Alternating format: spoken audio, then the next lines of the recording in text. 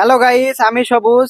Guys, আপনারা তো নারকেল তেল অবশ্যই ব্যবহার করে থাকবেন, কিন্তু আপনারা কি জানেন যে একটা নারকেল থেকে কতটুকু পরিমাণে নারকেলের তেল বাড়ায়? তো চলুন এই জিনিসটা আজকে করে দেখাবো। কিন্তু তার আগে আমাদের চ্যানেলে যদি নতুন হয়ে থাকেন তাহলে ভিডিওটিতে লাইক দিয়ে চ্যানেলটিকে সাবস্ক্রাইব করুন। তাহলে চলুন শুরু করা যাক। তো গাইস, নারকেলের তেল বানানোর জন্য এরকম একটা ছোট কড়াই নিয়ে নিছি। তো গাইস, একটা নারকেল থেকে এতটুকু পরিমাণে নারকেলের গুঁড়ো বের হয়েছে।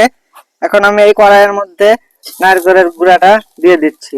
তো গাইস, কিছুক্ষণ এই নারকেলের গুঁড়াকে এইভাবে ভেজে নিব, তাহলেই এই নারকেলের গুঁড়ার মধ্যে থেকে নারকেল তেল বের হবে।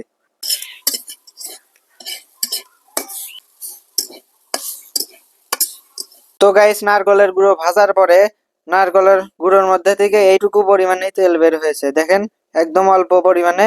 এইখানে প্রায় 20 গ্রামের মতো তেল বের হয়েছে।